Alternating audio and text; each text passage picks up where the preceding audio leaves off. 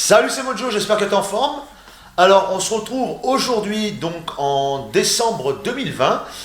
Ça fait très longtemps qu'on ne s'est pas vu, depuis, je dirais, février ou mars, quelque chose comme ça. Donc, j'espère que tu as pu t'en sortir dans cette année vraiment merdique 2020. Pour ma part, c'était assez pénible, on va dire, parce que j'ai eu, en plus du corona, quelques petites merdouilles. Voilà, on va dire ça comme ça. En plus de ça, j'étais pas mal occupé vers mars, avril, donc pendant le premier confinement, parce que j'ai fait pas mal de visières pour aider, donc un peu tout ce que je pouvais aider. Donc voilà, j'étais vraiment occupé, ça me prenait du matin au soir, enfin bref. Bon, maintenant j'espère que 2021 sera beaucoup mieux que 2020, on croise les doigts, et puis voilà. C'était le petit aparté. Ce qu'on va faire, donc aujourd'hui on se retrouve pour parler de prises connectées. Alors c'est pas des prises connectées encastrables, donc c'est plutôt des prises connectées que tu vas venir raccorder à ta prise murale ou à ta multiprise. Et donc on va voir ensemble à quoi cela peut te servir. Donc ce qu'on va faire, on va passer tout de suite de l'autre côté de la caméra pour voir le packaging et ce qui s'y trouve, donc les prises. Ensuite, on va passer du côté de la configuration, comment les configurer et s'en servir. Et on verra un peu l'utilité qu'on peut avoir avec tout ça. Et enfin, la conclusion. Allez, c'est parti, on va s'ouvrir ça tranquillement. Hop. Alors la marque c'est Tekin.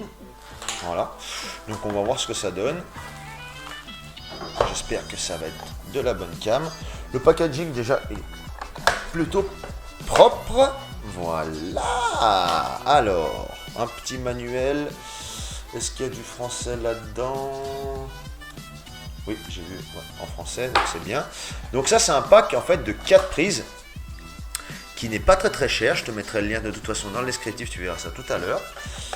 Voilà. Alors, au niveau qualité, tu peux voir que c'est hyper bien fini. Je ne sais pas ce que tu en penses. Là, le petit interrupteur, je pense que c'est pour la connecter et la raccorder. Et pour donc l'allumer. Non, franchement, le matos, il me plaît vraiment beaucoup. Alors, donc on a les 4 prises. Et puis c'est tout. Alors, comme vous pouvez le voir sur la boîte, c'est compatible avec Google Home et Alexa. Moi, c'est ce qui m'intéresse, c'est avec Alexa. Donc voilà. Et ben écoute, le déballage, il a été plutôt rapide. Comme je te dis, niveau qualité, bah écoute, hein, franchement, ça fait sérieux. Ça fait sérieux, il n'y a pas de souci là-dessus. CE ROHS. Donc c'est maximum 16 ampères, donc c'est parfait. Wi-Fi 2,4 GHz, donc c'est très bien aussi. Il n'y a pas de 5, mais bon, ça suffit largement pour l'utilité qu'on en a. Et puis voilà, et ben écoute, on va passer tout de suite maintenant à la configuration. Et puis après on va tester ça quand même. Hein. Allez, on y va. Alors, on se retrouve directement sur mon smartphone. Et chose qui est vraiment géniale pour moi, et je pense que pour toi aussi, c'est que ça passe par l'application Smart Life. Et donc normalement ça devrait rendre l'installation vraiment pas compliquée du tout. Donc, alors oui, mon aspirateur s'appelle Actarus, c'est comme ça. Donc ce qu'on va faire, dans un premier temps, on va mettre le plus en haut à droite. On va faire prise Wi-Fi, je pense que ça doit être ça. Voilà, paramètres. Donc j'active la localisation. Le Wi-Fi, c'est bon. On va mettre suivant.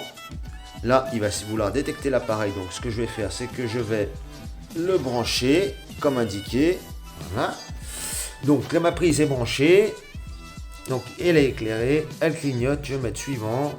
Donc là normalement ça clignote, donc pas de problème, je peux mettre suivant, voyant clignote en flash, suivant. Et on va voir s'il me le détecte tout de suite. Je vais attendre tranquillement, voir s'il me la trouve. Donc là elle clignote plus, ça me fait chier, je vais peut-être relancer le clignotage.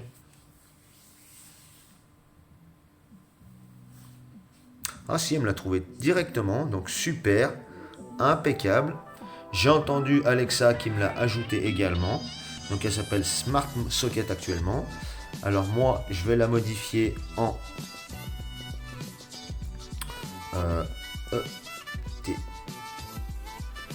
ET4. Car celle-ci, je vais l'utiliser pour une de mes imprimantes. Hop, impeccable, terminé. Donc là, ça va faire la mise à jour tranquillement. Donc là, elle est en on. Je peux la mettre en off. Très bien, elle s'est éteinte. Donc maintenant, on va voir un petit visu en direct. Bon, alors, on va faire un petit test avec mon imprimante. Donc en fait, ce que j'ai fait, je l'ai branché. Ma prise est déconnectée. J'ai mis sous tension directement le bouton pour voir si je peux l'allumer et l'éteindre. Donc on va essayer tout de suite avec Alexa. Alexa, allume ET4. Et ben ma foi, ça a l'air plutôt pas mal tout ça. Tu vois, ça se met, c'est parfait, c'est parfait. Franchement, je suis super content. Ça fonctionne du tonnerre. On va essayer quand même l'extinction. Alexa, éteins ET4. Eh ben écoute, c'est parfait. Donc on va se reprendre tout de suite Facecam pour parler de l'utilité de ces prises et donc finir sur la conclusion, savoir si c'est des bons produits ou pas, si c'est un bon rapport qualité-prix ou pas. Alors on y va tout de suite. Bon alors maintenant on va passer à l'utilité de ces petits appareils. Alors je pense que le premier truc que tu vas me dire, ouais il est bien sympa Mojo, mais je vais en faire quoi? Moi j'ai pas d'imprimante 3D. Et moi je vais dire calme-toi mon petit, parce que ça sert pas qu'avec les imprimantes 3D, ça sert également à plein d'autres choses. Par exemple, tu as une bouilloire ou une cafetière électrique avec un interrupteur. Tu mets ta petite prise comme ça dans ton mur, tu mets ta cafetière ou ta bouilloire reliée, tu programmes ton Alexa avec une horaire, donc une routine. Par exemple, tous les matins à 6h, ça démarre. Le soir, tu mets ton eau, ton café. Et le matin, quand tu te lèves à 6h10, ton café a commencé à passer déjà depuis 6h et tu as un café tout prêt, tout chaud, juste quand tu te lèves. Est-ce que c'est pas fantastique? Bien sûr que oui, c'est fantastique. Après, il y a aussi pour tout ce qui est luminaire. Alors, pas les luminaires de plafond parce que c'est quand même plus pratique de mettre peut-être une ampoule Wi-Fi. Voilà. Les luminaires d'appoint, donc, branchés sur ces petites prises qui vont pouvoir aussi soit être dirigés par la voix, comme je te l'ai dit, soit directement avec un bouton on-off sur ton appareil, donc sur ton smartphone. Ou alors, pareil, tu vas créer une routine et tous les matins à 6h ça va s'allumer ou tous les soirs à 18h ça va s'éteindre ou bah après c'est toi qui vois ce que tu veux en faire exactement. Mais c'est vrai qu'il y a pas mal de petites choses.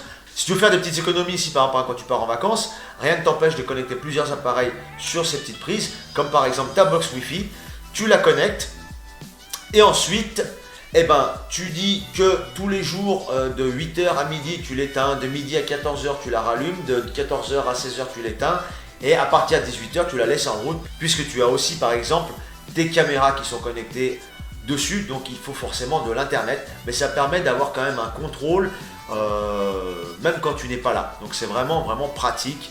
Et voilà, après il y a plein de choses, tu peux mettre aussi un diffuseur d'huile essentielle, enfin voilà. Donc tu vois, il y a vraiment énormément de possibilités et d'options offertes par ces petites machines. Donc, on passe maintenant à la conclusion. Alors la conclusion, qu'est-ce que je peux te dire sur ces produits? Donc Tekin, je connaissais pas du tout le produit, alors je vais dire franchement, j'en sais rien, je ne connaissais pas.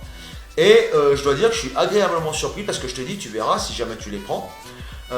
Niveau qualité de finition et tout, c'est vraiment le top du top. Le seul petit reproche que je pourrais peut-être faire, c'est que en fait de ce côté tu as la prise de terre et de l'autre côté tu as bien les deux petites pôles, tu vois, pour la prise de terre, sauf que c'est pas adapté à l'Europe ou à la France plutôt, puisque tu n'as pas le téton qui ressort comme de ce côté.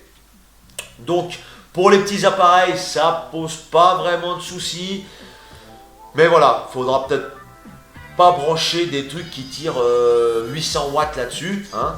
Bon, après je sais même pas si c'est possible, mais voilà quoi. Jusqu'à 16 ampères, ça tient le choc, donc normalement il ne devrait pas y avoir de soucis. Comme je te le disais, au niveau de la connexion, aucun problème. C'est l'appareil qui s'est connecté le plus rapidement que j'ai eu. En prise connectée, j'en avais une autre. Et franchement, celle-ci en 5.5 c'est fait, il n'y a pas besoin de se prendre la tête. Vraiment rapide, et Alexa l'a reconnu direct une fois qu'elle s'est connectée sur Smart Life. Vraiment, finger in the noise. Enfin voilà, et ben écoute, je pense avoir fait le tour de cette petite vidéo. N'hésite pas à t'abonner et à cliquer sur la cloche pour être au courant des dernières vidéos que je mets en ligne. Et moi je te dis à bientôt, peut-être, pour une prochaine vidéo. Ciao.